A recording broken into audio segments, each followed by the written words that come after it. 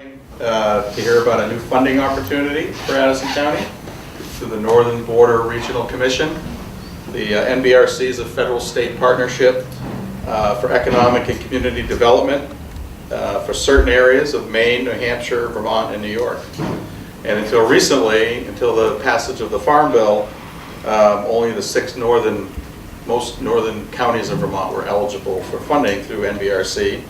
And thanks to Senator Leahy and the folks that are here, now the whole state is eligible. So we have some folks here to tell you about the program and how it works and how you apply and the kind of projects that might be eligible for funding. So with us today we have Christine Frost, the NBRC Program Director, and Tim Tierney, who's from the Department of Economic Development at the Vermont Agency of Commerce. And he's also the State Program Manager for NBRC. And probably joining us shortly, he's never on time, will be Ted Brady, who is the Deputy Secretary of the Agency of Commerce and Community Development, and also the State Co-Chair for NBRC. So it's a state-federal partnership. So thank you all for coming to Addison County today. Let's give them a nice welcome. And I think what we want to start doing is just go around and introduce yourselves. Who you're representing here, and if you might have a project idea, I'd like to hear about that. And then we'll hear about the program. Why don't we start with Adam? Sure. So I'm Adam Leachy. I'm Director of the Addison County Regional Planning Commission. Bill Cunningham, Regional Director, Addison County Transit Resources, many projects. I'm Helena Van Voorst. I'm the Executive Director at United Way at Addison County. Dustin Glasgow, the founder of Vermont Farm Table. We're a furniture manufacturer, and we've gone from 7 full-time equivalents to 20 full-time equivalents in the past 18 months. So we've got another 5 to 7 positions open this year. I'm Tony Clark. Today I'm representing Moosalamoo National Recreation Area, which is a 18,000-acre recreation area within Addison County, Goshen, Ripon, and various other towns. And we've been blessed in the past, I think, with some great funding from Senator Leahy's office and Jim Jeffers in the past, and we're always looking for improvements. Did you say natural or national? National. National. Okay. Moosalamoo Recreation is part of the Forest Service. Okay. About 15 years ago, we had it passed as a national recreation area, which was passed by Congress. Rob Carter, I'm the president of the Addison County Chamber of Commerce. Valerie Caples, I'm the town administrator for the town of Bristol, and we have a wide range of projects that are on our list, not the least of which would be a sewer upgrade, sidewalks, and some trail development, and many others. Rennie Perry, I'm the mayor of Virgins and vice president of the Virgins Partnership, and I don't have a project at the moment, but I'm going to learn. Kathleen Ramsey, town of Middlebury, also looking to see what this opportunity might bring for us. Jen Murray, planning director for the town of Middlebury. And I forgot to introduce myself, Fred Kenny, Executive Director of the Addison County Economic Development Corporation. Hey, John. We're introducing ourselves. Oh, great. Hi, John Kiernan with Otter Creek Engineering. Can everybody see this? Screen? Okay. All right. Take it away. Yes, so I think the order is going to be, I want to show this quick little PowerPoint presentation to you and then have questions. And Christine has been running this program for quite a long time and can answer most of the questions. So I'm the point person here when it comes to the application process and accepting your letters of notification and obviously putting together the review team here in the States and going over the applications themselves. So I'd be your first point of contact. But Christine administers the whole program, so she's another, obviously, better point of contact when it comes to like more difficult questions about administration or matches. Whatnot. But I'll go over this. And by the way, Dustin, I think I'm your board buddy with Working Lands, and I haven't touched base with you in a while. Yeah. So Northern Border Regional Commission, as Fred said, this year is pretty unique as far as the state's has expanded its realm throughout the whole state of Vermont. Vermont touches the whole border of Canada. That's how I think you're looking at it here. But this is a 4-state zone: Maine, New Hampshire, Vermont, New York. It has expanded this year to include our counties, but also has expanded in other states, notably New York. This map doesn't show all of New York, but it basically goes from Niagara Falls to Eastport, Maine, is the Northern Border Regional Commission. Do you have access to internet? I can get, yeah. Okay, so later we can actually show people Right. on the website. We just figured, So I'm this showing, is the I'm showing extreme- Vermont because that's the only thing that's important to these people. Right? New York. So this year, this is the total that's been allocated to the entire state for the projects. I'll cover more of these terminology later. That $500,000, $500,000 maximum for critical infrastructure projects, and $250,000 maximum for all other projects, eligible projects. There is the NBRC that did an assessment of all the counties in Vermont. These counties right here, that means that 80%, and the 20% match in these counties. All other counties, including your counties, 50%.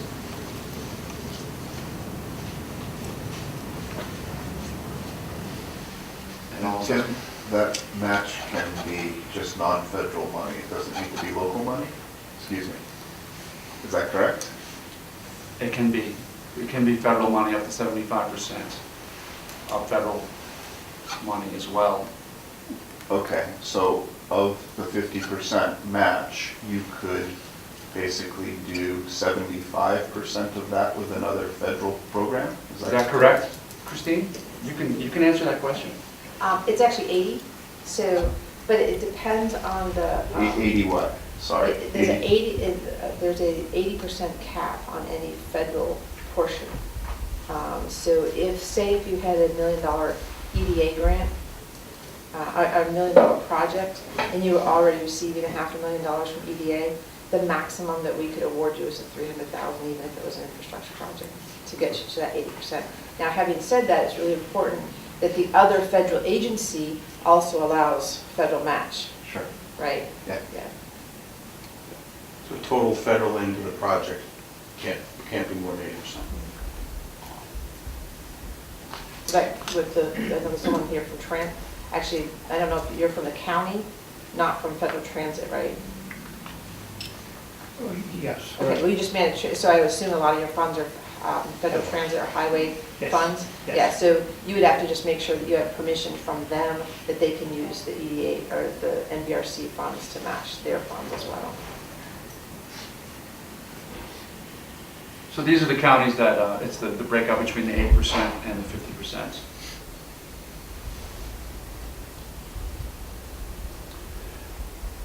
Eligible applicants, municipalities, state agencies, or even state departments, except my agency is not allowed to apply for these grants. But actually, and like. That's self-imposed. That is self-imposed by, that's right. It wouldn't be fair. We're reviewing and accepting. So the subdivision of the state, the regional planning commissions can apply. They can apply for themselves or actually as a fiscal agent, I believe is quite common for other groups. And nonprofit organization, it's a 501c. So C6s, C3s, basically if you're recognized by the IRS as a nonprofit or non-for-profit organization, you're eligible to apply. And Native American tribes can as well under the eligibility. Critical infrastructure seems to be pretty, what is it?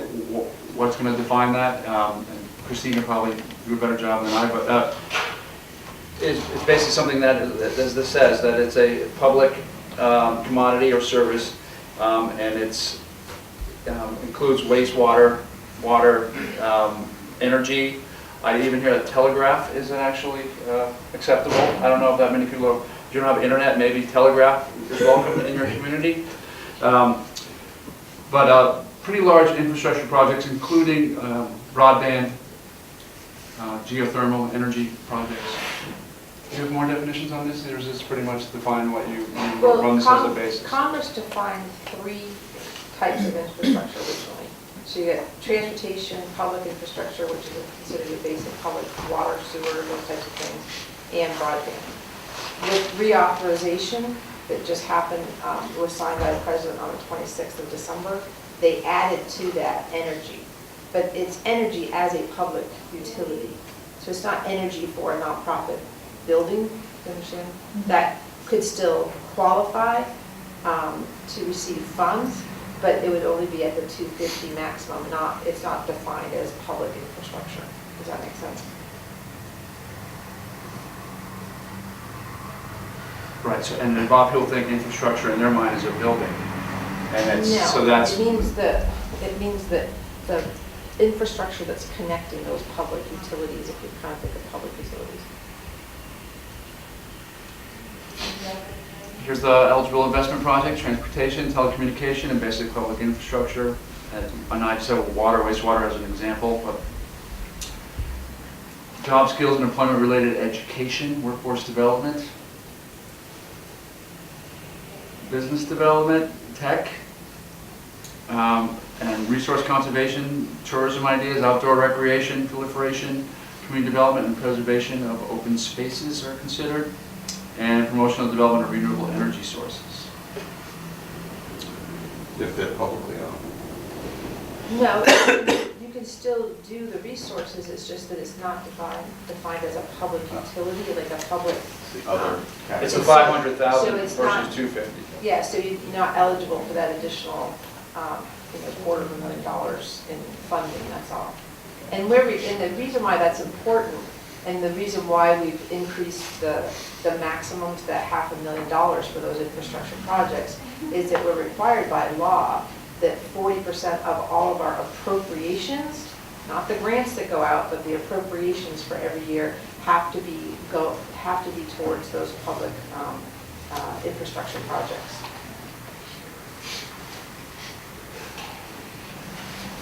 So the first farm bill was passed in 2008. So since 2010, the 6 northern counties have received monies, and you can see the funds have grown over time. And this is just an example of what's actually been done with the Northern Border Regional Commission. And it's leveraged basically more than what has been placed there, $10,000. So it's leveraged a lot of other funds privately and publicly. So it's been a very successful program. I'm from the Northeast Kingdom. I know it's done a lot of great projects have happened up there because of it.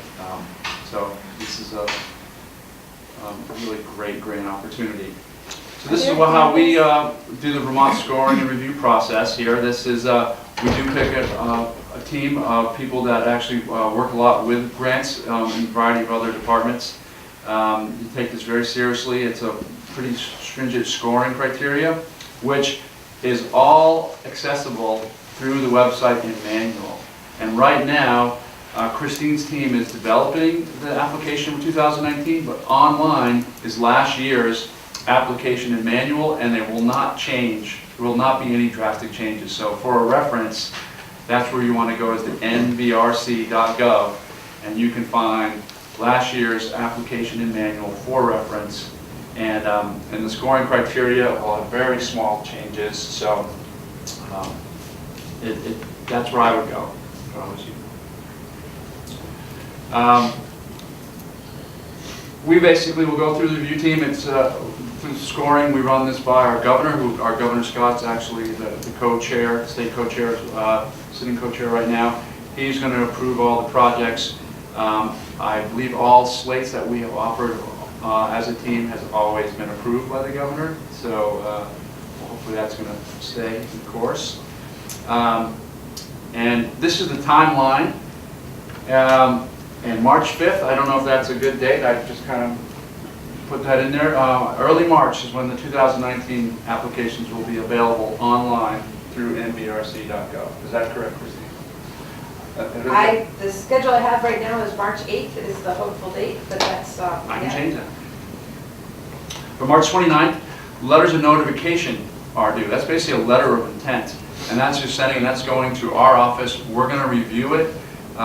for a variety of reasons. One reason to see if we want to really get a good look and see if, is it capacity, how ready are you, or also can you align yourself with someone that might strengthen your application. I'm going to give you an example. Up by us we have the Lamoille Valley Rail Trail. 5 towns put in separate applications. So they strengthen their application by making it one. So that kind of idea. So, but the letter of notification, we know what we're doing. It's for us to give you help in making your application the best it can possibly be. So that's the reason we asked for that. Then the full application is due May 10th. Is there a particular format for the letter of intent? There is, and you'll see it in the manual. It's pretty simple as well. How did I do? Was I right about the time Ted would get here? Hi, Ted.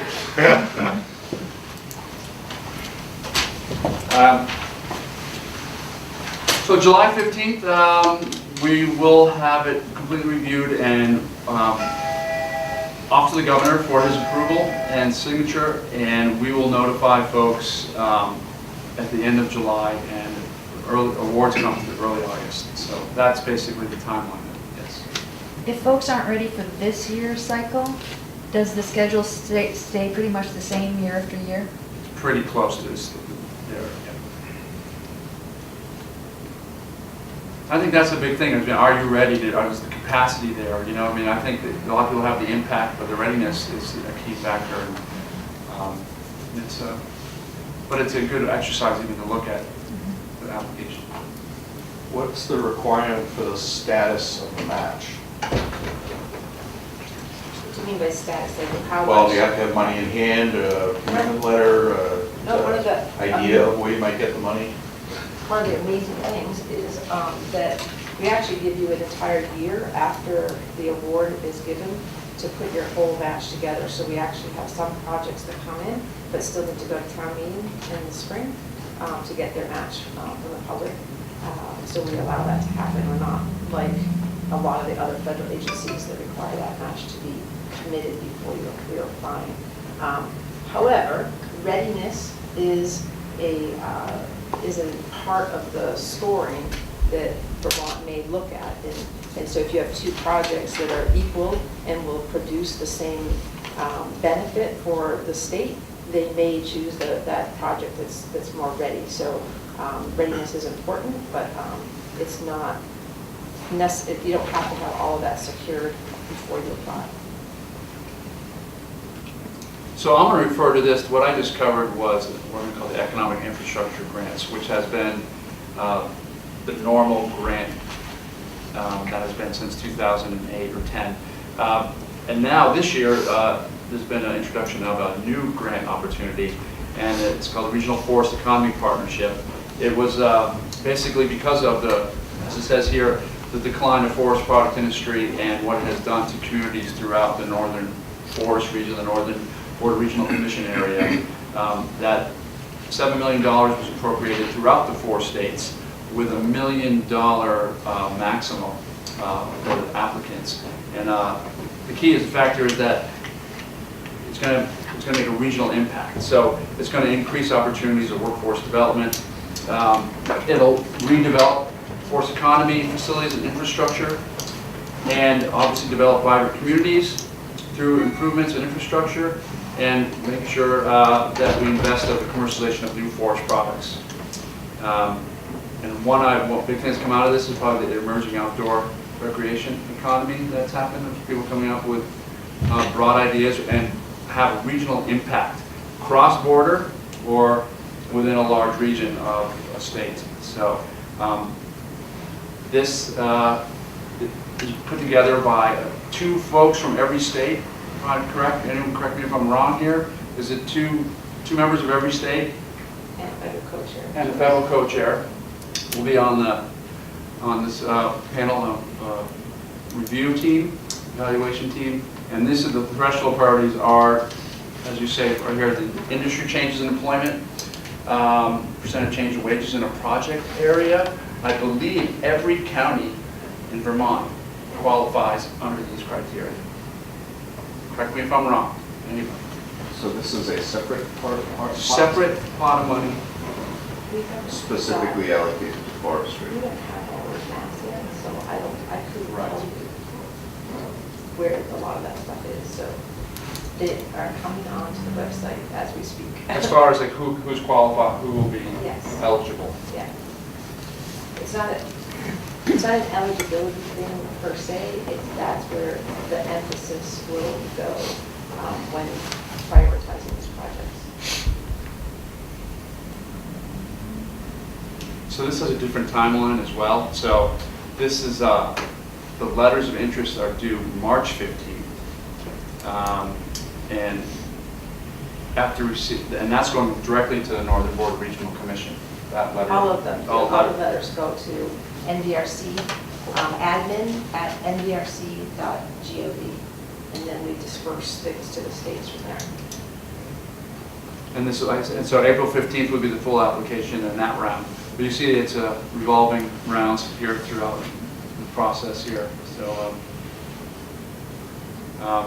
and June 14th would be the first award announcements for some of these project ideas. So looking for impactful regional project concepts, yes. Can regional, I mean, how do you define regional? For example, if a community collaborates with 4 other communities, is that a competitive proposal, or is regional more a larger geographic area? You know, and you know, correct me here if I'm wrong, I think if it has a regional impact that actually can be duplicated in other areas throughout this region. I think that, so if that concept is that solid, I would say that would probably be considered, highly considered. It has that kind of impact, so. And I don't think it necessarily needs to be a geographic area. So I think what the intention is to have even demonstration projects, those types of things that would have a regional impact. The whole purpose of this was that Congress wanted to actually push funds towards those areas that were most impacted by the change in the whole forest economy. So how can we better serve those particular communities? And if that means that a particular project is highlighted that uses the wood industry perhaps, or a new, like the recreation industry that could help the whole region, I think that's what is trying to get, the purpose of this is how can that project provide a regional benefit, so it doesn't necessarily have to be a geographic thing. Does that make sense? Mm-hmm. And on the website, the notice of funding opportunity, it spells it out pretty well what they're looking for as well. Are the same types of entities eligible to apply to this as the regular NBRC program? That is correct. All of the same criteria have to apply. So it's the same threshold as far as we have to have that 40% of all of our appropriations in the infrastructure. 50% of all the appropriations have to go to those distressed areas. The match all remains the same. All of those things are the same. The one thing I just wanted to quickly note is that the commission asked us to change the round 3 to September. So because there's just so many other things going on at that time, that we had the first 2 rounds in March and May, and then the third round will actually be in September if there are funds still available. Are you saying letters of interest due September? I'm sorry, letters of interest due, yes. Just so that people know. We'll correct this on our front page of our website. So, also, if it's a mix between counties, 8% of the distressed counties versus the 50%, 8%, what is the? It just is averaged. Is average. So if Addison County did a project that was cross borders with Rutland County, I want to say, so 65% match would be. Exactly. That makes sense? Yeah. So we're doing these around the state right now. This is our first meeting of the year here. So, but we'll be going around, hopefully making this slicker, right? But people are more than welcome to attend any of these as well, and also to contact Christine or I at any time with questions. And And like I said, we'll be looking at those letters of interest and notification on the 30th for the economic infrastructure grants. And Christine and the team will be looking at the regional forest economy partnership grants. Their headquarters in Concord. So.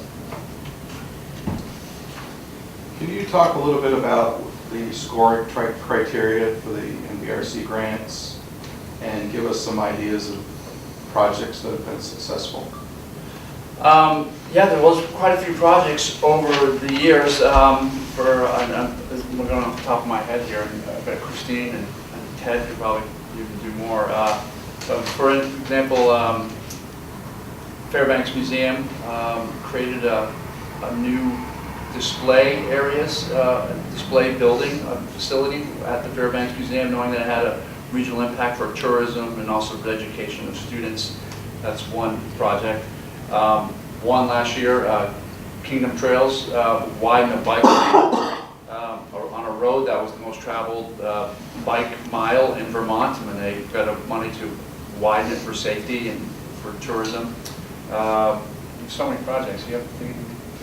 Yeah, we could talk about a lot of the projects, but it might be helpful to just kind of back up for a minute when you're talking about the scoring, which I think that you were getting at. And so how it's designed is that there is the sort of the congressional mandates, and what this whole purpose of NBRC is to improve the economies of these rural areas, right? We have, there was a strategic plan created a few years back, and of that, within that, it has a number of metrics that are we're trying to meet as far as improving the quality of various things and numbers of jobs and those types of things. So 50% of the scoring is actually the overarching mission, essentially, of NBRC for all 4 states. The other 50% of the scoring is individual by the state. So you may, so there's different metrics for each state. So you may see Maine look very different than Vermont, look very different from New York. In Maine and New York, they are heavily concentrated on the infrastructure. I would say New York is switching a little bit, and they've gotten into some job training and other things, but our last round, I think it was 90-something% of all of the funds in Maine went specifically to wastewater, sewer, and telecommunications. So you'll find that each state is different, and in Vermont, there's a lot of emphasis on your downtowns and trying to look at entrepreneurialism and the recreation economy, those types of things. So it's really important to look at that metric and say, what is Vermont's emphasis this year? And that may change a little bit from year to year. Right now, we still have last year's metric up there, and then you'll let us know how that will be changing.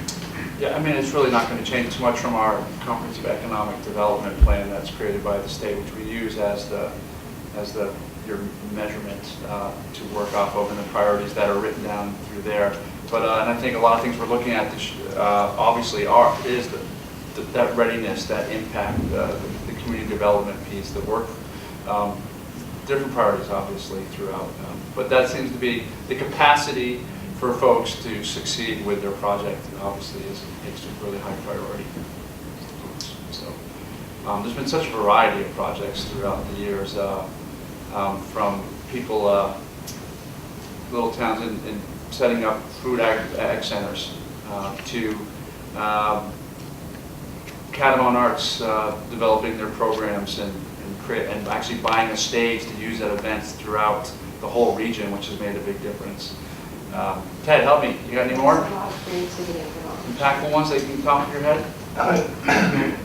Instead of giving specific project examples, I think it's worth saying the strongest applications the last 2 years have been ones that directly create jobs. So you can do indirect job creation, but the strongest ones have been the direct job creators. So as an example, last year we awarded money to Fairfax to extend sewer and water to an industrial facility that had a tenant lined up, and it created 50 jobs immediately in Fairfax, Vermont. That's the kind of stuff we're really looking for. There's, of course, needs to be a we recognize that there's a lot of indirect benefit too of things like Tim talks about the bike lane in Burke. That is a good project, but it will always be outcompeted by the one that has a direct connection between an entrepreneurial activity that is creating a job within 2 to 3 years directly. And I should say, Tim mentions the Community and Economic Development Strategy, the CEDS. It's on our website. It's called Vision 2020. It has 8 priority areas. You're scored on those 8 priority areas currently. We may tweak the scoring before mid-March, but in general, 2 of those are really important. And the first being workforce development. If you're touching on workforce development, you're going to get the most amount of points possible. Another one that we have historically put a lot of emphasis on is making capital available to small businesses. So those have scored well in the past.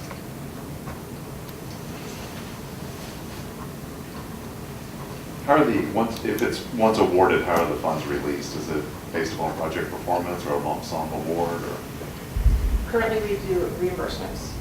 If you're thinking about a construction project, and it's a large project, we typically, and I've told a couple of people, for 19 years before this, I was on the other side of the table putting projects together. So I would always get a bridge loan or gap financing or something to make sure that all of those funding pieces came into place. But we haven't had any issues with turning funds around really quickly. If there's property or easements that are purchased, we work with people directly to make sure that when they go to closing, they have those funds in the bank prior to the closing date. We haven't had any issues with that.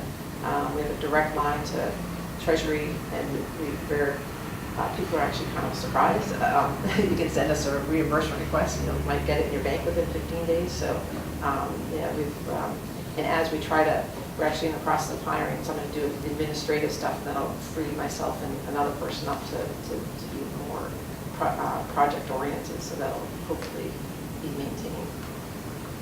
Is that helpful? It does, yeah. It's a standard 270 for any federal grants.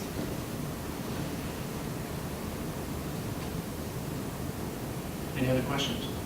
I have a question. Ted just mentioned money benefiting small business, but small business isn't necessarily eligible. Did it have to flow through another entity to get there? How would that work? How could that work? So, what do you mean flow through? So, Like as an agent, I guess. So, Yeah, funds so- cannot be, funds can't go directly to any private entity, right? Right.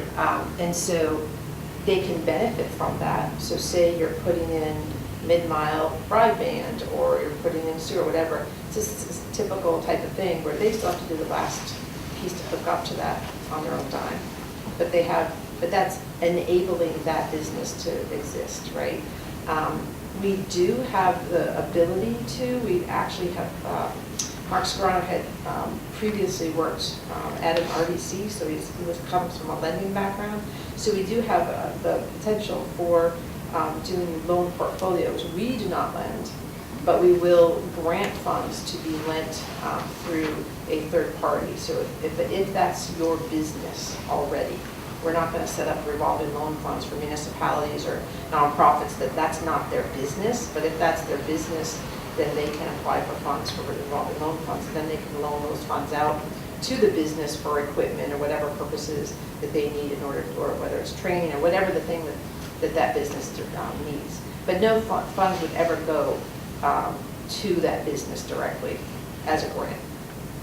But you brought up a point. I just want to kind of say this because it's come up, and I've had the question asked to me probably 6 times. I don't know what's going on, but probably 6 times in the last 2 or 3 weeks that people have asked me about public benefit corporations, all these LL3s, and these different new interesting ways of creating businesses that are quasi, not really non-profit. Our definition is defined within our legislation, so we don't have the capacity to be flexible. It is a 501c something, or those other political subdivisions. So all these sort of new public benefit corporations and those sort of things are not currently eligible.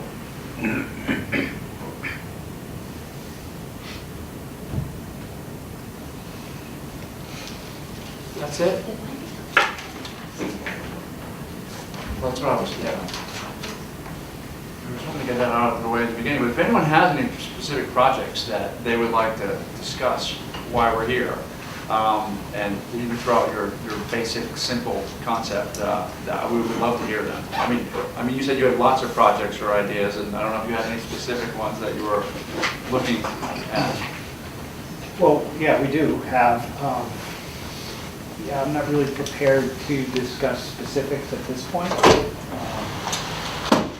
We have some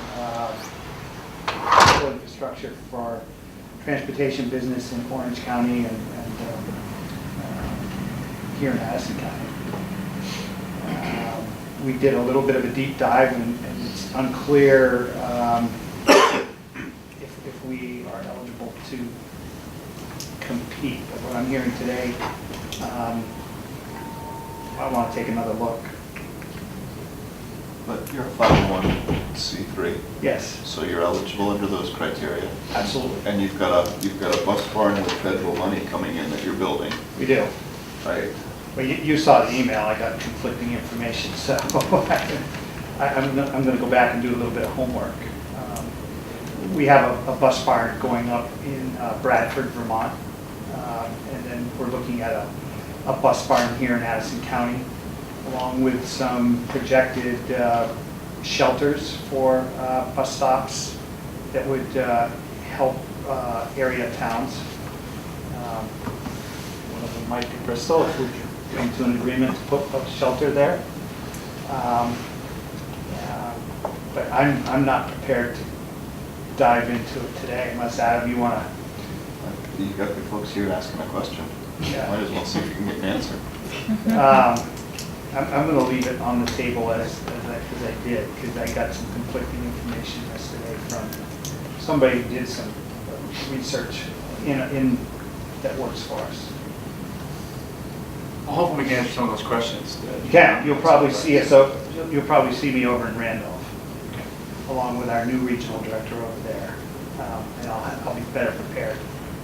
And you did see that Orange County is a 80%. Yes. Anybody else have got a Chamber of Commerce is here? I don't have a specific project at this point, but. Hi, Kathleen Ramsey, Town of Middlebury. A couple of things came to my mind. We had recently did an in-depth study of our water system and have 3 priority projects. One of the top ones being our Exchange Street, which is in our industrial park, is in need of a water line upgrade. So that was one thing that comes to mind. Is certainly, I don't know about new job creation in the immediate future, but certainly job retention would be aided by that. That's a wonderful project. Another one.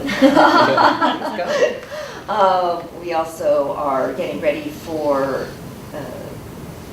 the arrival of passenger rail along the western corridor, and the town of Middlebury needs to do some parking facilities for a rail platform, and that's another one that's coming up very soon. So you would be installing siding? We would be, the state is responsible for the rail platform. Okay. We would be responsible for the parking and other amenities associated with the platform. Okay, so all right. So you would so your application would actually be for the appurtenances of the parking and all of that, right? Not actually working on the rail itself. That's right. The rail is always fun process. Yeah, that reminds me, Tim, so Ted Brady, I work at the agency with Tim.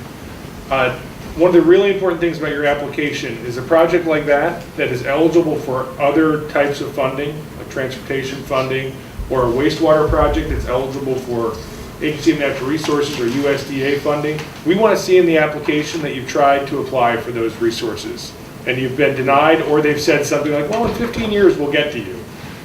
Because this is such flexible money, we want to make sure we're using it in the most timely and least redundant way possible. So that's for everybody. You should, when you're doing your application, we look for that to say we've applied for this grant because we know we're eligible for it, this grant, that grant. We've gotten feedback that says either we're ineligible, we didn't score well, and we never will score well, or simply apply again next year and we'll give it a shot. So we want to see that. Don't come to us first. Don't come to the NBRC first, because this is some of the most valuable money there is in the federal government, because it has the least amount of strings attached to it. And it can be used for everything from feasibility studies to building things. It's good first money. So one of the requirements is a 50% match. So how does that square with that? Pretty easily, actually, because if you've managed to get the state money or other money for that match, fantastic. But if you haven't, most federal resources require a federal match. Maybe I don't understand the question, Fred. What do you mean? Well, you said a good application is going to be one where you try to get money, but you're not going to get it. But you have to have a 50% match. No, a good application is one where you've demonstrated either your attempt to get other money or you've gotten other money first. Sorry, that's a good point. It's really, we don't want you to come to us. Sorry, we hear that from the feds all the time. Yes. we don't want to fund things that another federal pot of money or state pot of money could fund if you had applied. That's my point.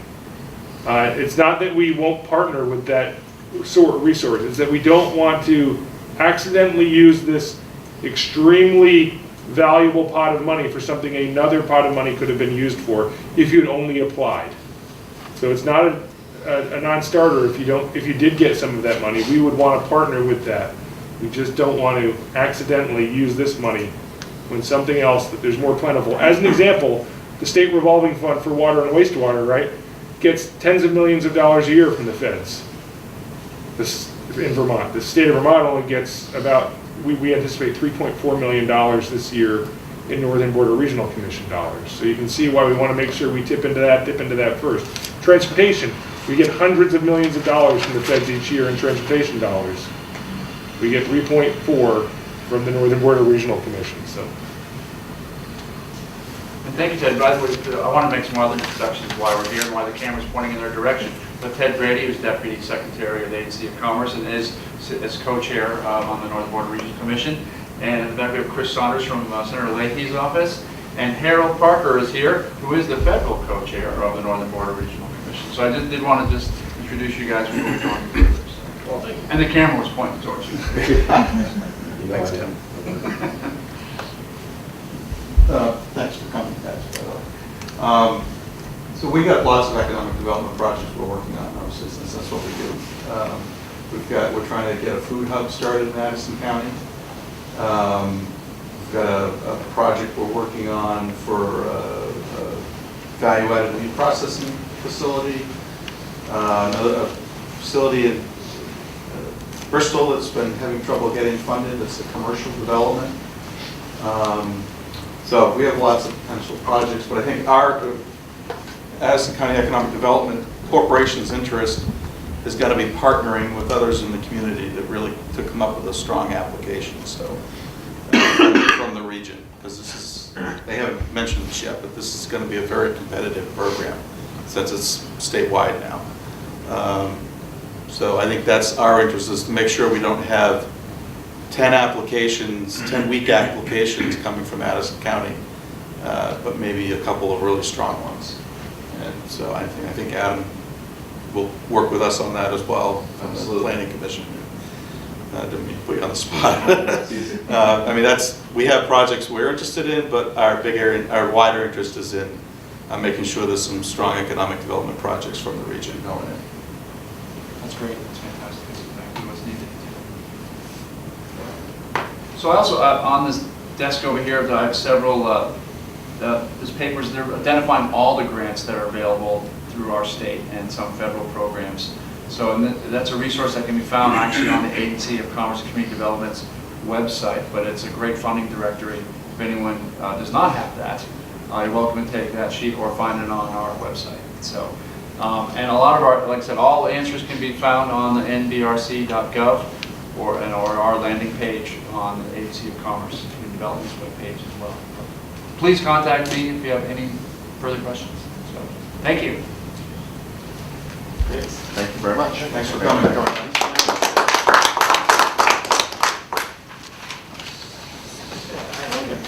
My card's on the table.